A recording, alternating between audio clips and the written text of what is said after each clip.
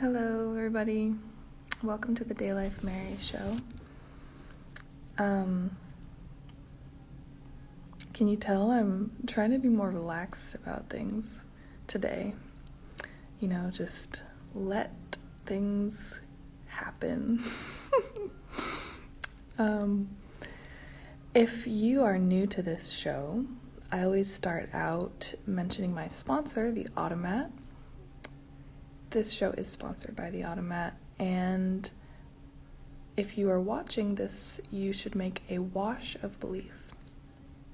So washing belief is when you sacrifice your pain matrix belief, stored primarily in your currency and social capital and time, though if you're just starting out washing, people are ready to primarily financial wash at first. Some are ready to social wash. And you are taking that belief where you hold it inside of the pain matrix system, ritual abuse death cult pyramid that runs things, and you are transferring it into pleasure matrix expansion. So it is a sacrifice, basically, of your belief, and it harvests ego, which is what you really run on in the pain matrix. You don't exist without an ego. It's not something you want to kill, but most people desperately need it harvested. And this whole process is the process of buying back your soul. Access to your soul, which by nature of existing in the pain matrix, you gave up access to. You are not a sovereign human being. So that's a little bit about washing, but if you would like to make a wash, you can do that at cash.me/$washitall or paypal.me/washitall. You can DM me for crypto, secret, aka secret faith links, or the address to send a envelope of cash to, if you prefer that method. So I'm going to be talking about love lessons. Again, this is part 3. You can check out parts 1, 2, and 2.5 on my Instagram. And this episode is a little bit about being fake nice, being a fake bitch, and a little bit about love triangles, but really like just relationship, like trapezoid, polygon, hexagon, whatevers, because DayLife Army, in the prototype phase when there was a lot of people coming through, had a lot of stuff going on. I won't even call something as simple as a love triangle, because there was just so much going on with relationships. And I think making this more broad, there's a lot of lessons in quote-unquote love, but also just in relationshiping that I have learned and that I've been learning over this time here. And it involves like the types of relationships I was having with people here that were not just romantic in either my head or in real life. So let's just begin this with all the shit talking I started in my head and rarely outside of it. If you thought that I was boy crazy in earlier parts of the story, I'm telling you, most millennials and younger are stricken with it, but the 2 soldiers that were now IRL with me and the 2 guys who had already been here and was in COA, these 2 girls had it bad. They were boy crazy to the nth degree, and not to say that they were, they were maybe more boy crazy than me, but they were a lot louder about it. It was harder to hide the crazy with them. So this is around the time when they were IRL with everyone and we were all together, that I was overwhelmed. I was kind of shutting down. And I had all but given up on my relationship with Jesus so that I wouldn't have to have any confrontation or lose. I didn't even want to fight out of fear of losing. And I had no real competitive bone in my body that was actualized. That's not to say that I wasn't a competitive person inside, but the theme kind of this time period is there was a lot going on inside that I wasn't expressing. To a certain extent, you can't be in DayLife Army without being pressed to open up and show vulnerability when others are and, explore shit. Everything is like at a litmus that's a lot higher standard than the pain matrix. So by pain matrix standards, sure, I was delving into shit, facing shit. But of the people here, I was being way more guarded and fake. It has to do with me being a white woman, my archetype, all kinds of shit. But I was basically like biding my time waiting, kind of being like, all right, I'm just going to look for love elsewhere. The whole thing with Jesus and this girl, Bambi, it's too much. I'm out. And because she was like obsessed. She came here, unlike me, she came here to be in a relationship with Jesus. She didn't know Wizenkoa. She came to this through him. And he's got a lot of problems. So someone coming to this through him, it's no real surprise things happened as they did and played out as they did. You can only have so much kind of guidance from Wizenkoa if you're going to make your decisions or your mistakes, you learn from them. That's the hope. But you make them. You're your own person. But getting off topic a little bit. So I was kind of like talking to other guys, trying to ignore those feelings and bury them, deep down inside. And I was happy though, looking at them, at their problems, which they had a lot of, which is funny how karma comes back around in that sense, because I saw him, Jesus, not respecting her, using her, gaslighting her. And while she was no saint, let me be clear, everyone had their own problems to varying degrees. Still, he was doing things that when I look back now, I can recognize them because they are things that have happened with me being in a relationship with him, which I chose to do later on. Obviously, I'm skipping ahead a little bit, but I call this period of time when we're all together, and specifically, I think in this Florida, luxury condo, the relationship matrix. It felt like everything was about the two of them, Bambi and Jesus, and then the other couple, Tom and Yasmin, and then there was me. And this is just in terms of IRL soldiers who were in real life doing the thing, And so I was seeing all of their relationship craziness, and I was seeing the girls be really loud and dramatic, and the guys kind of being the meme of the shriveled up, whatever dude, Wojak. It was kind of like that. And we were all together before being assigned ranks, or runks, actually. Obviously, Jesus and Tom had been here for a while, and they had been assigned, major and specialist at this point. Specialist is really high up, and we do an inverted pyramid. So high up means in the pain matrix terms a lower rank, but Tom had the highest rank as a specialist, and Jesus had a lower rank than any of the soldiers besides Wizenkoa as a major. But me and the other girls that had just come on, we did not have any ranks yet. We were still in training, and we were all messes.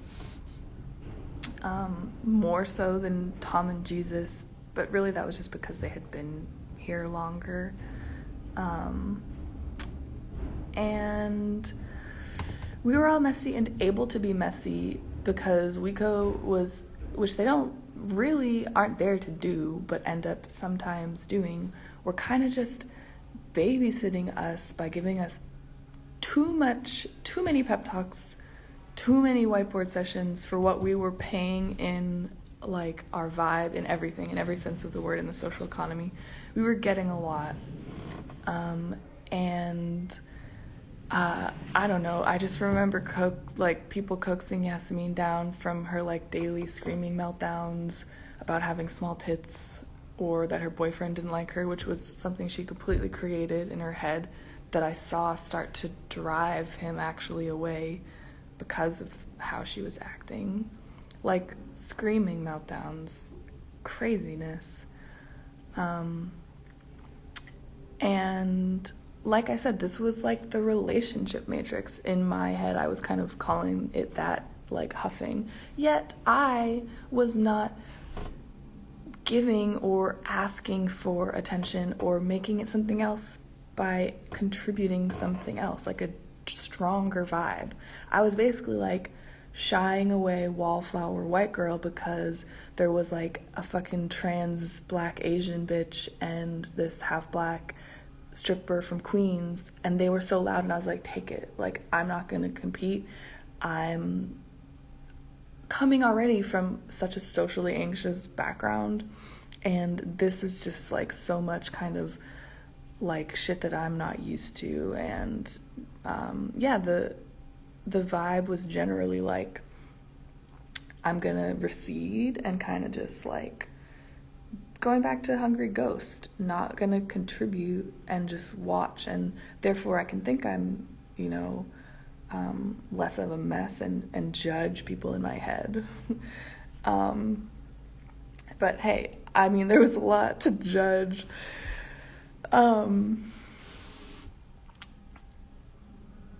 So yeah, Wiko was kind of babysitting the craziness. Bambi was being crazy too, in like, I say just being crazy. There was reasons for all of these things and reactions that could have been done differently, but actually like things that a man is a container, right? And it's supposed to contain and have a perimeter for the emotionality and all the like energy of whoa that a woman is.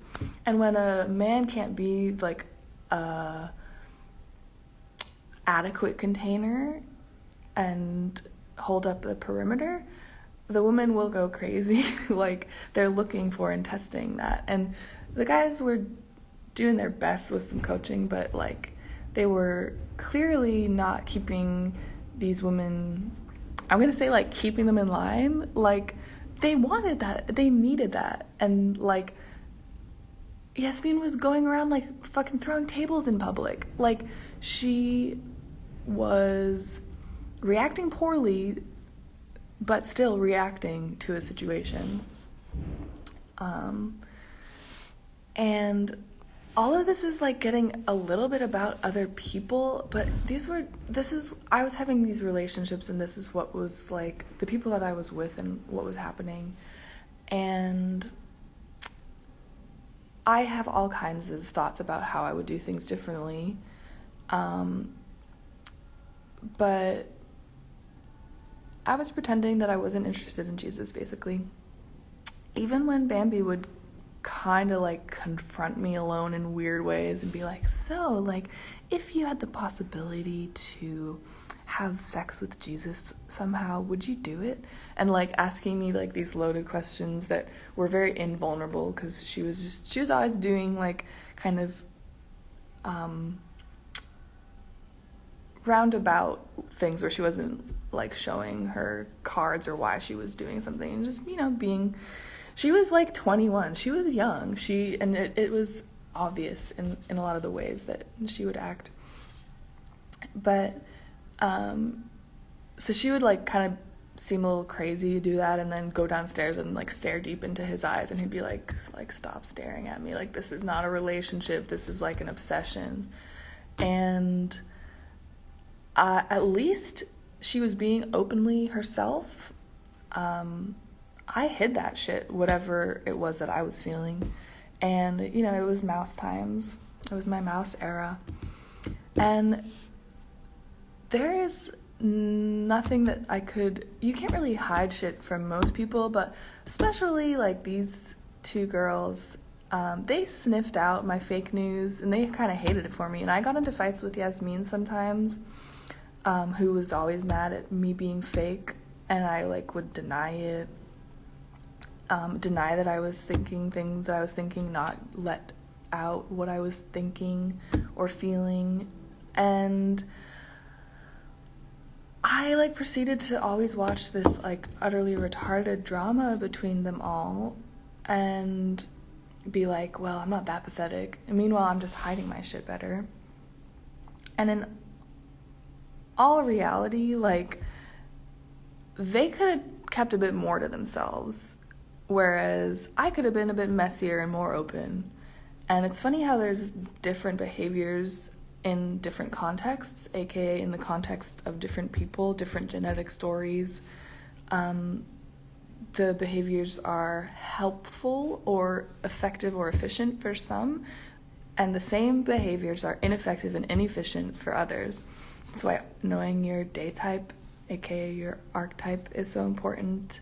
And like how your pain matrix programming was set in place over your genetic storyline from generations and generations past and currently, and how you were raised, etc., this trauma programs, knowing those so that you can work with your programming to do like kind of the opposite always of what your pain matrix program tells you.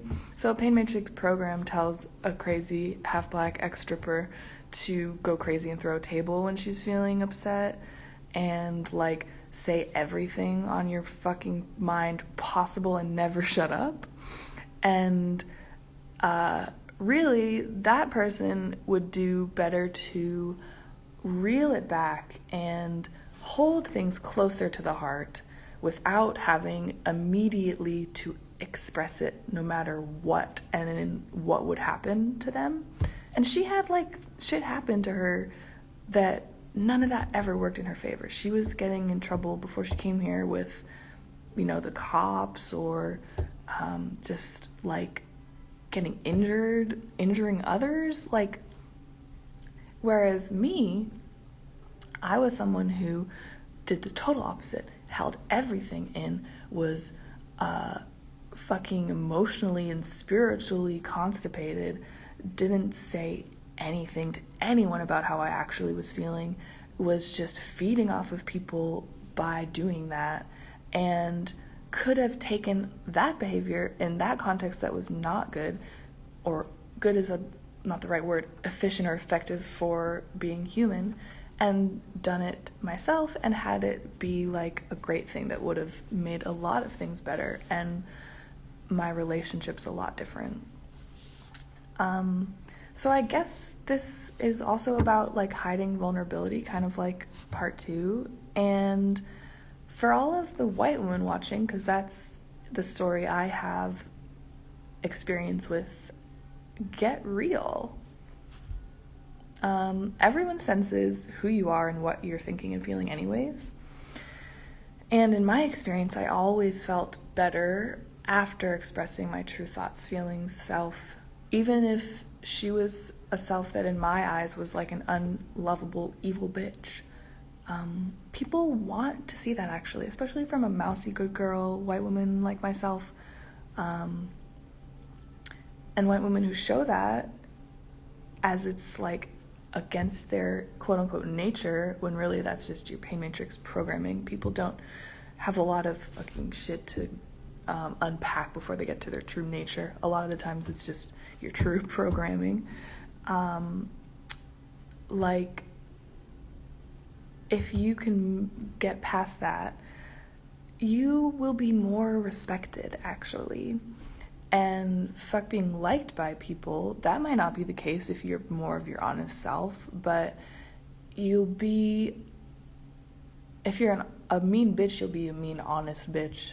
And looking back, I would have had things progress faster in my relationships and what my desires were and what I wanted if I was able to be that bitch. I didn't really like those two girls. I mean, at times I did, but there was just so much craziness going on, and we had, like, it was hard in this environment where everything is being vomited up about who you were and your deprogramming. And it's like the first 2 years for anyone who comes here, if you can last for 2 years, just because it's so emotionally difficult to do that process, is a process of vomiting up all of these ingrained programs in you that are keeping you inhuman, keeping you full of rackets and bullshit and things that make it hard or almost incapable to relationship fully with other humans. Like, with all that going on, I didn't feel like I really liked them, but I, like, pretended to, and I was faking that way. And it would have been so much better if I could have just been the mean, honest bitch saying the things in my head that I was thinking about them to them, which I did very briefly at times when I was pushed to it, to BH, like, in the moment. But, I mean, Yasmin especially was, like, literally begging for me to fight her.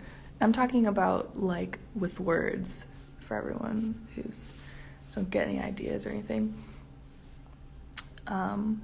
But yeah, this was the luxury condo times of Florida, and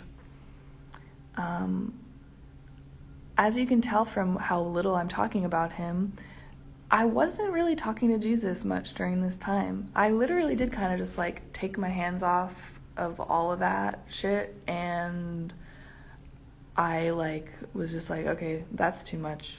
I'm not gonna, like, compete with all the attention that's coming in hot from Bambi. And yeah, he had his hands full with trying to deal with her. And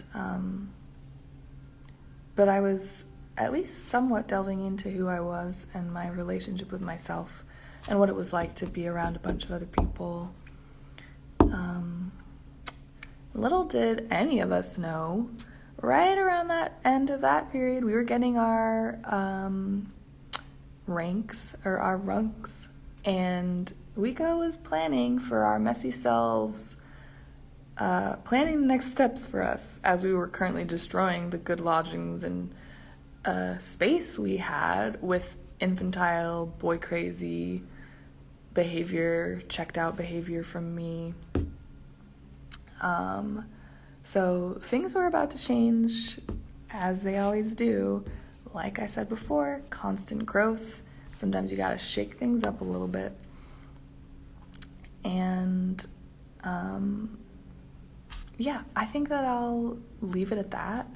And next time, get a little bit into the last conversation I had with General Koa that I really remember at that place in Florida that set the stage for what was to happen next. She was telling me a little bit about this movie with an arranged marriage, and I will tell you all the runks we were assigned, what we got, but for another time. So for now, I will just leave you with a commercial. Make a wash of belief if you have been watching this. Open up your Cash App, send a multiple of 12. Nico, if you're watching this still, send $24 to cash.me/$washdoll. My goal is 720 today, and that's a wrap. See y'all later.